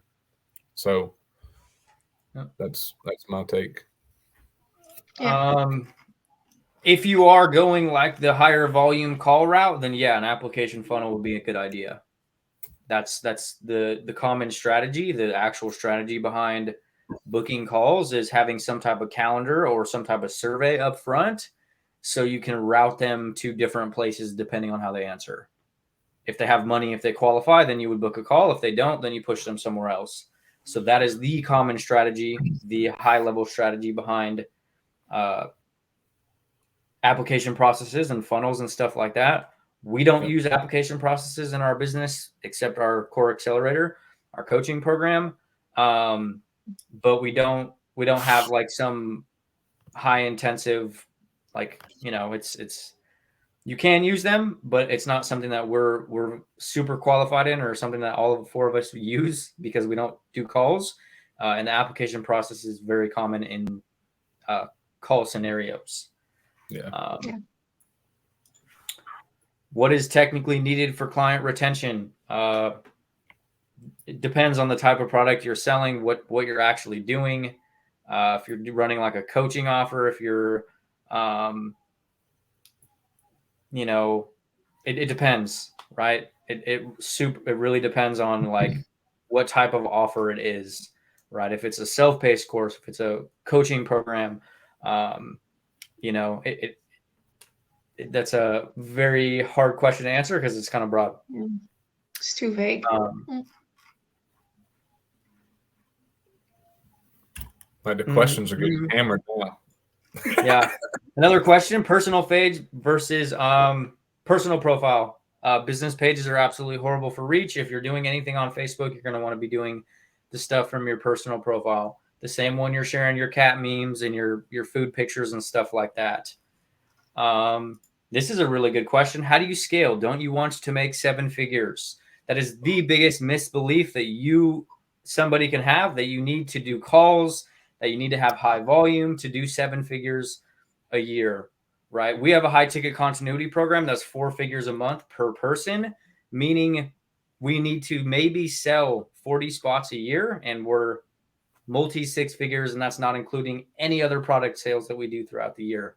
That's starting each and every month with $30,000, $40,000 in residual income.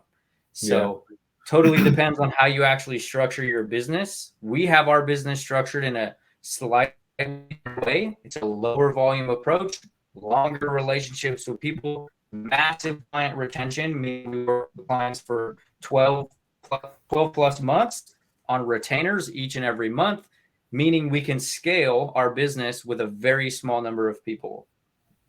Yeah, like I got a question for Claire and Karen. Like,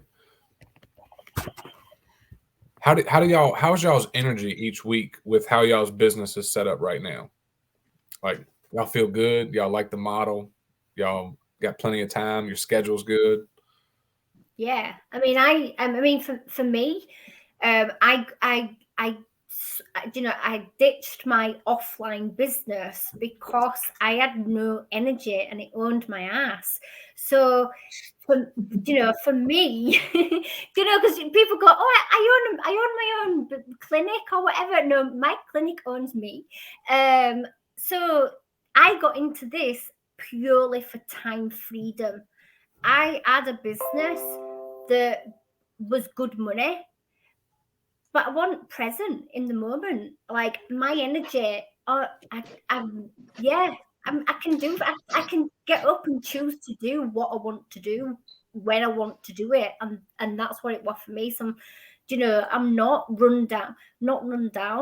I feel great. That's what. Do you know what I think? Money aside, isn't that why we choose to have an online business, so we can have more energy and be more present and have that time flexibility? Make the most of your time. Yes. Yes. Totally. I love it. And the reason I asked that is like for the how do you scale? So like everybody's like talking about scaling, and most of the people talking about scaling don't even have like a consistent baseline that they're hitting right now, right?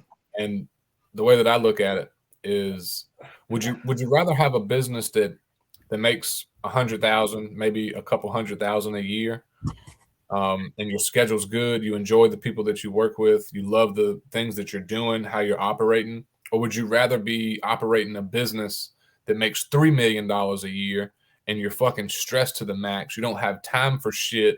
You don't even know what day of the week of it is, and you do not look forward to that business.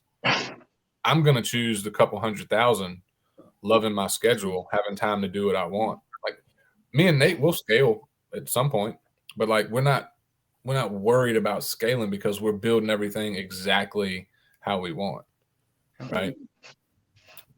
Yeah, brilliant answer. Yep. When it will be, when we will take it, like, we're not, I mean, we're about halfway there, halfway there per year. I mean, we did what, 500K in sales last year, ish, right around there with by design, right? Our own schedules, all our work between Tuesdays and Thursdays, the majority of our work between Tuesdays and Thursdays, a continuity program with clients that we actually want to work with.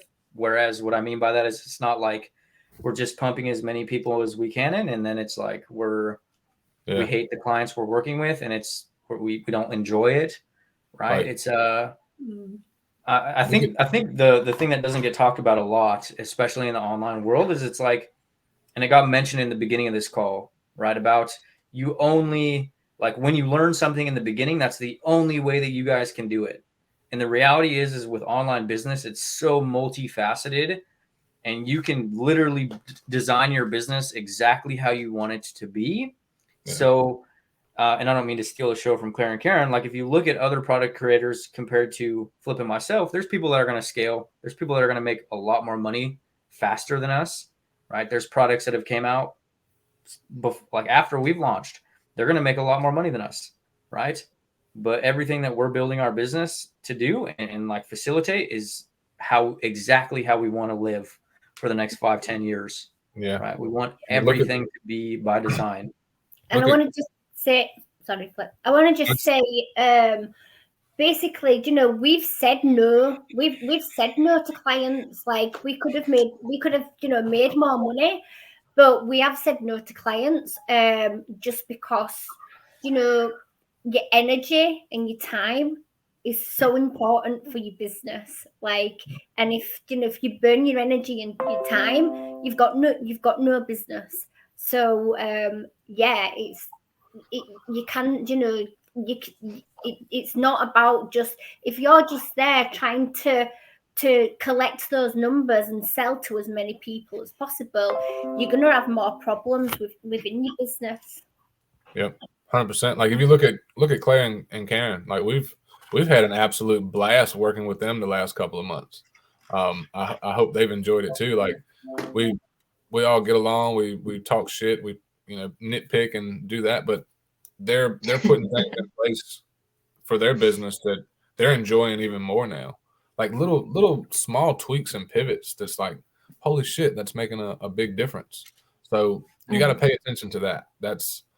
You can come out and go aim for all the money in the world, but if you're not going to be happy with the schedule and the lifestyle front, like why would you even do it? Like look at what Nate just said. There are folks right now making a shit ton more money than us. But I can tell you from actual facts that they're not enjoying it, right? I know this because I've been told. So like how we have things set up, we fucking enjoy it. We got time for family, we got time for friends, we got time to travel, and we enjoy doing what we do and teaching what we teach and working with the folks that we work with. It's a big thing to pay attention to. And that's why we connected back with Nate and connected with Nate and Flip. Like we we basically we had a strategy. We realized that we were eliminating sales calls. We were feeling better in Messenger. We were having people reaching out to us and saying, "Can I work with you?"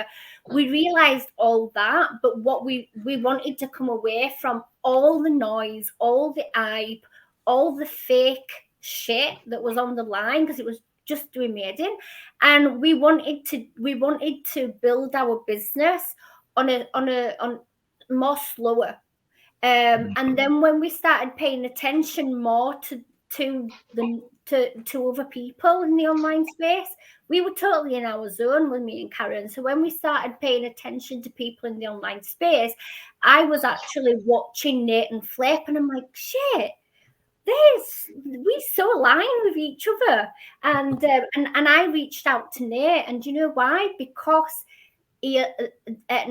Flip, because he aligned with my values and with my business, and I wanted to come into their community.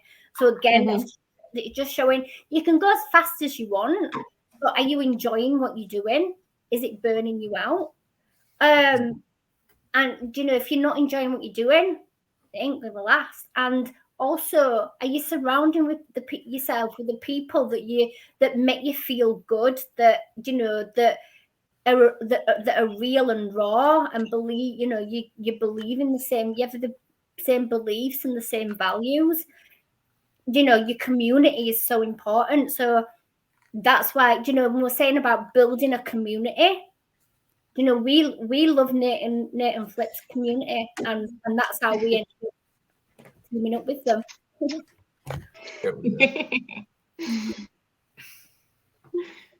All right. Appreciate you sharing that too. We've been going for 2 hours and it don't even seem like it. We'll I'm on my second device here. Burning through another battery. Yeah. I saw one question. We'll hit these last two and then we'll get ready to bring it to a close. But first, I want to say thank all of y'all for hanging out with us. I hope like hell y'all have gotten, valued, different way of thinking. You got some aha moments, especially from Claire and Karen too. Someone asked how long we've all been in the online space. So I'll go around. I started in 2017. I absolutely failed and donated money to gurus for 3 years. And then I got fired from my job. I made a pivot, used 401k money, and I've been building how I wanted to ever since. So about 6 years I've been testing and tweaking and failing and winning online. Yep. I've been consistently posting content since 2018, which has evolved and changed over time. I've started posting, for those, I don't want to turn this into like a long drawn out story. I blogged, I YouTubed, I did all sorts of things before getting crystal clear and getting very lean in what I was actually doing. I have a massive blog, a dead YouTube channel with hundreds and hundreds of videos that never made me money. So things really didn't take off until I got super lean on Facebook and, ended up locking arms with Flip about 18 months later. Yeah. I've been in the space for 18 months, so I sound like a baby compared to you two, but I am. You know what? I'm a fast mover, and I always say that's my ADHD. I'm fast and I'm focused. Hell yeah. Yeah, I think I went. I came online about the same time, Claire. Maybe just a bit before, but it's 1 year now since I am full time online. Because I used to have a demanding full time, So yeah, it's been 1 year. 1 year in January. I love it. I love it. Massive moves in 12 months or even 18 months. I want to answer this question. I'm going to test my ADHD and my long-winded self to answer it in 60 seconds. What are the top 3 lessons you can share to avoid mistakes? Number 1, stop trying to do everything by yourself and expecting absolute big results without investing in yourself to learn correctly.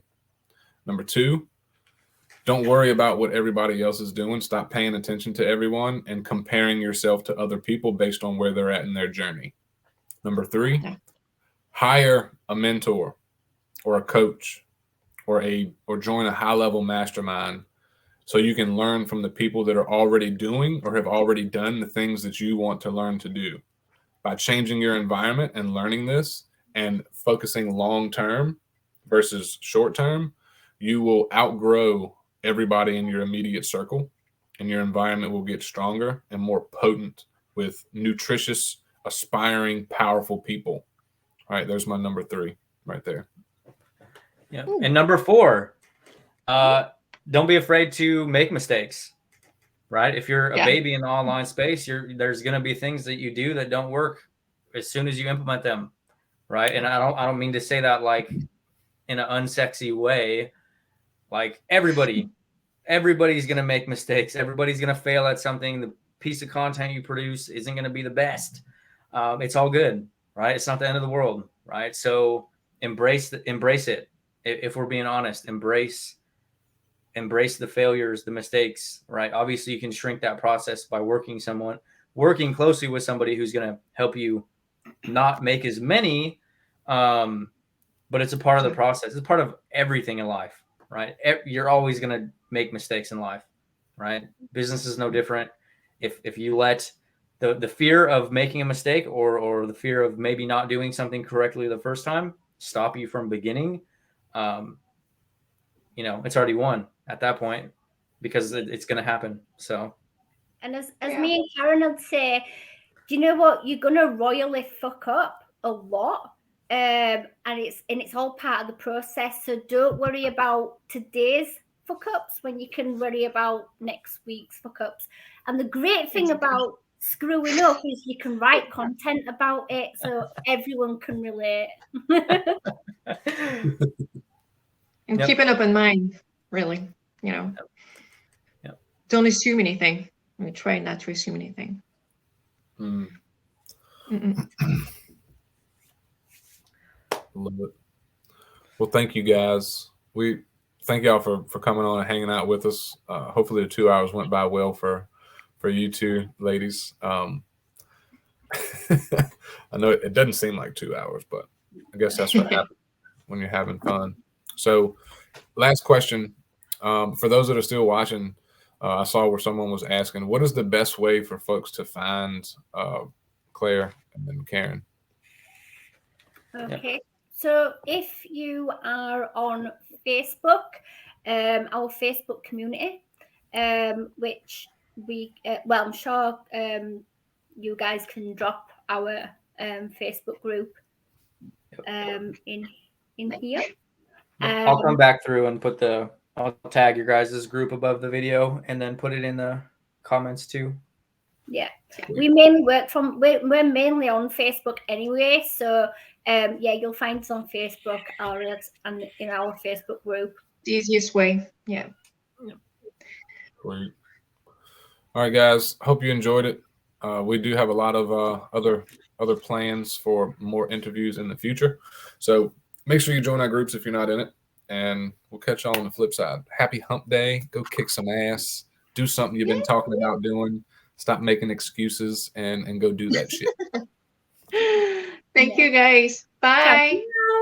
Bye. Bye.